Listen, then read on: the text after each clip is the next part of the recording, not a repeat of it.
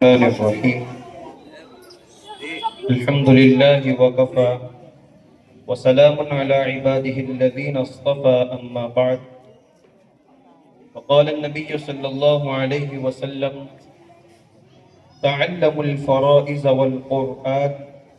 وعلموا الناس فإني مقبوض أو كما قال عليه الصلاة والسلام تو فدا ہو علم پر اور عقل پر،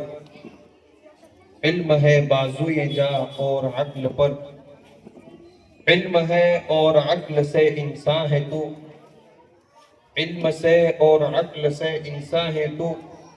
ورنہ ننگے گلائے حیوان ہے تو۔ حضرات سامعین،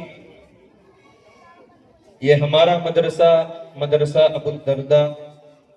رضی اللہ تعالی عنہ، اس مدرسے کا یہ سالانہ جلسہ ہے جو قرآن و سنت کی نسبت سے قائم ہے۔ اللہ سبحانہ و تعالی نے ہمیں اس مدرسے کی برکت سے علم دین کی خدمت کا موقع عنایت فرمایا۔ یہ نہایت ہماری سرخروئی کی دلیل ہے۔ علم دین سے لگاؤ اور تعلق اسی شخص کو ہوتا ہے جس کے ساتھ اللہ سبحانہ و تعالی خیر کا معاملہ فرماتے ہیں۔ اس لیے تمام ترین اعمال میں ایمان کے بعد سب سے اہم عبادت اور اہم مشغلہ علم دین حاصل کرنا ہے۔ اس لیے ہمیں ان مواقع کی برکت سے علم دین کی قدر کرنی چاہیے۔ یہ بڑی اہم دولت ہے، جو اس کی قدر کرتا ہے وہ دونوں عالم میں نمایاں رہتا ہے۔ صفحات عالم اس بات پر شاہد ہے کہ جن لوگوں نے علم دین کی قدر کی اور اس کو گلے سے لگایا، اللہ نے ان کو وہ مقام بلند اور منصب خاص دیا کہ ساری دنیا ان کے گن گاتی ہوئی نظر آتی ہے۔ چنانچہ اٹھائیے تاریخ عالم اور مطالعہ کیجیے اوراق ایام کا، یہ آپ کو بتائیں گے کہ حضرت سیدنا علی نبینا وعلیہ السلام کو اللہ سبحانہ و تعالی نے یہ بیش بہا دولت عطا فرمائی اور انہوں نے اس کی قدر فرمائی، تو سرمدی سعادت پانے والوں میں اللہ نے ان کو شامل فرما دیا۔ حضرت نوح، حضرت ابراہیم، حضرت اسماعیل اور ہزارہ انبیاء کرام علیہم السلام اس عطائے خداوندی اور بہائے ایزدی یعنی علم دین کی قدر کرنے والے، تو اللہ نے ان کو ساری کائنات کا امام اور پیشوا بنا دیا، ہمیشگی کی کامیابی کا مرکز بنا دیا۔ مگر جو لوگ اس علم دین کے ناقدری کرتے ہیں، اللہ ان کو ذلیل و خوار کر دیتے ہیں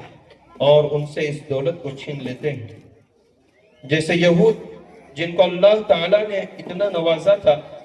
کہ جس کے نشے میں آ کر یہ کہتے تھے نحن ابناء اللہ و احباء، من و سلوہ کی دولت اللہ تبارک و تعالیٰ نے ان کو عطا کی۔ ان کے دشمن فرعون کو کلزم کے اندر ان کے آنکھوں کے سامنے غرق کیا، قوم جبارین کو بے اسباب و آلات کے زیر کیا، تورات عطا کی، ہزارہ معجزات کی برسات کا سلسلہ جاری فرمایا، مگر علم کے ٹھیکیدار بن کر حق کو ناحق اور ناحق کو حق بنایا، تورات میں تحریف کی، ثمن قلیل سے احکام الہی کو فروخت کرنا شروع کیا، تو اللہ سبحانہ و تعالیٰ نے ذلت و رسوائی کو قیامت کی صبح تک ان کے لیے لازم کر دیا اور علم کی دولت چھین کر اسماعیلیوں میں منتقل فرما دیا۔ چنانچہ غار حرا میں نبی کریم صلی اللہ علیہ وسلم کو علم و حکمت کے وہ سرچشمے عطا فرمائے، علم و حکمت کے وہ سرچشمے عطا کیے جن سے پوری دنیا عاجز اور قاصر تھی۔ آپ نے صفا کی چوٹی پر چڑھ کر لوگوں کو للکارا کہ اے لوگو،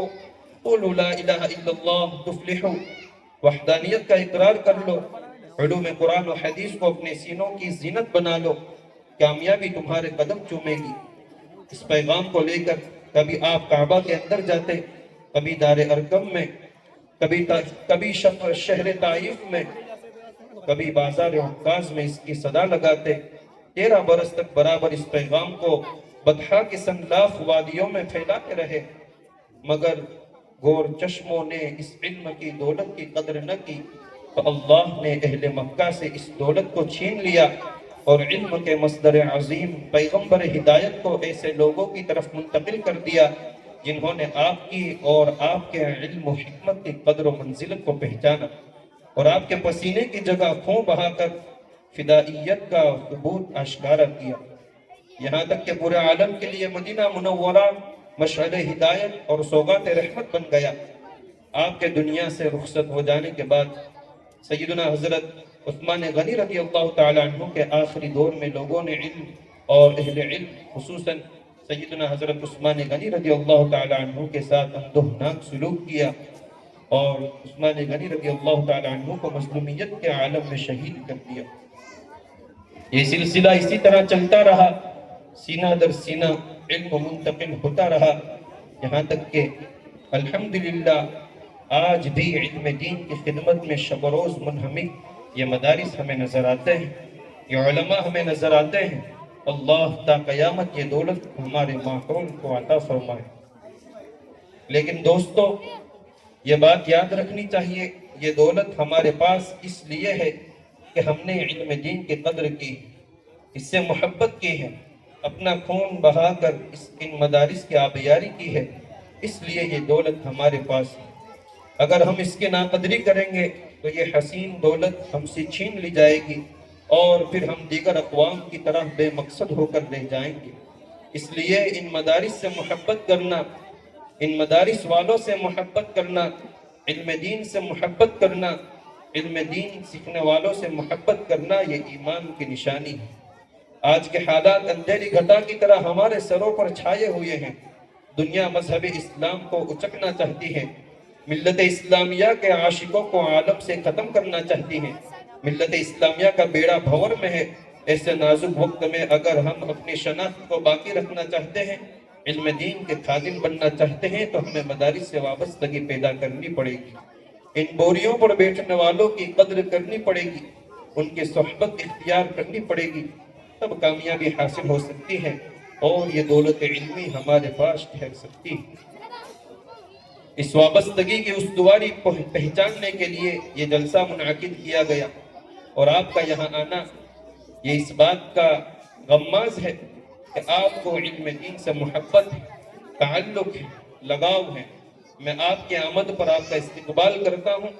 اور دعا کرتا ہوں اللہ آپ کے آنے کو، علماء سے تعلق کو، علم دین کی خدمت کو اور اپنے مدرسے سے محبت کو قبول فرمائے۔